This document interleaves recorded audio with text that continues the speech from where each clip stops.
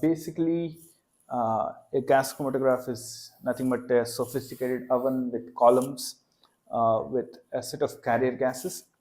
Now, what you see here, this is 8890 gas chromatograph system from Agilent, and this is the oven, and there are two columns. One is this 12 feet column, and it's HACCP Q 80 by 100 mesh size. And you find another similar column, but a short one, which is a 6 feet column right here.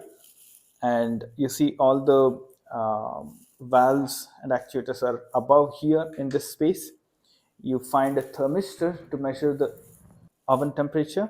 There's a fan to circulate the air for uniform heating, and behind the fan you will find heating elements that are controlled by the instrument. And this is essentially where you pass your samples. So in our case, we have air samples which are passed through these columns at different stages for separation, and they are detected using the detectors on this console. And what you see here, 1, 2, 3, 4, are these actuator valves. And you find two detectors here. One of them is electron capture detector within this metal cage. And this thing here is a flame ionization detector. I'm able to touch this because this is this is not working and this is already cooled down.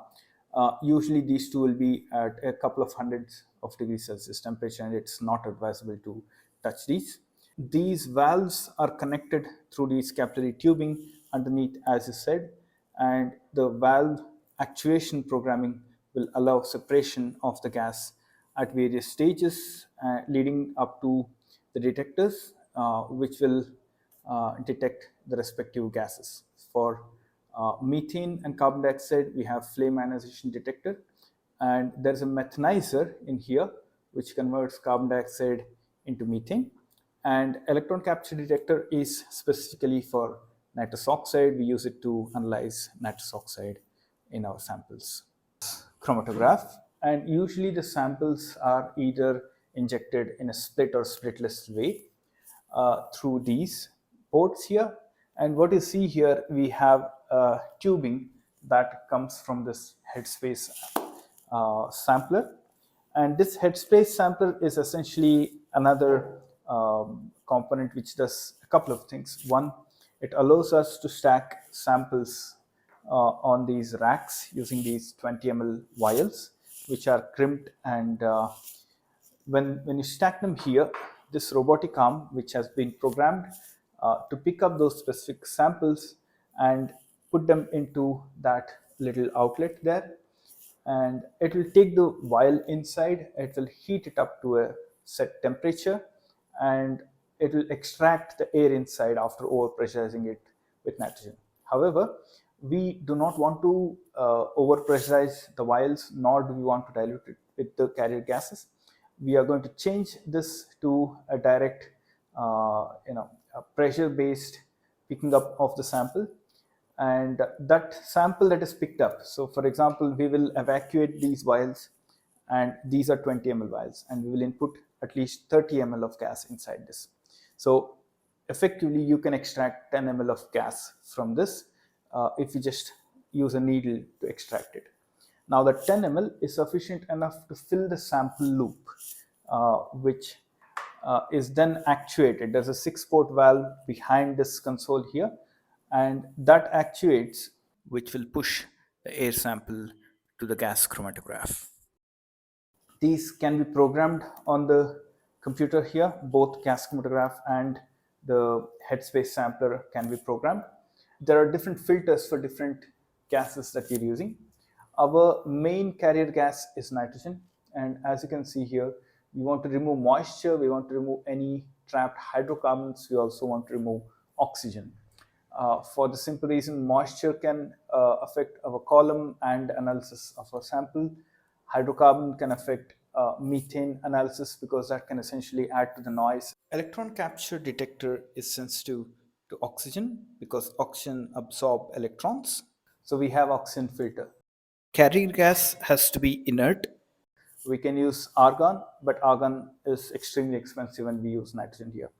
The reason we have a second set of filter is because we want to make sure if the baseline is noisy in any case, we want to run it through a second set of filters. So let me just explain where the nitrogen is going. So nitrogen is going in all the carrier path that is going into the gas chromatograph as well as the headspace sampler.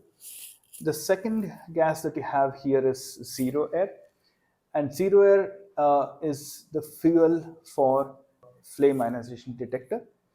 And as you would expect, we don't want any hydrocarbons in there, and we want to remove moisture from the zero air here. Zero air is also used to actuate the valves in both the headspace as well as the gas chromatograph.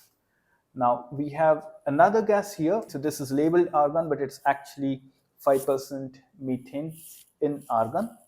And this gas is used as a makeup gas in electron capture detector. It is used in a very small flow rate just in the ECD cell. And then we have our fuel for the flame ionization detector, which is hydrogen.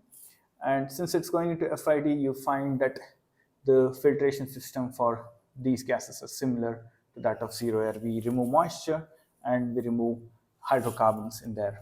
Some of these filters are indicative and some are not.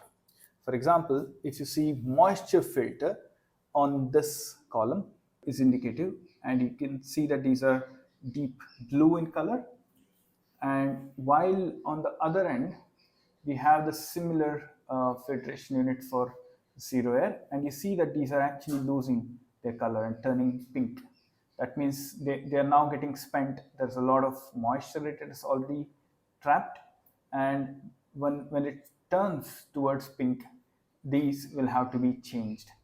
While this is indicative trap or indicative filters, the other filters we have are non-indicative. For example, the hydrocarbon filter and the oxygen filter.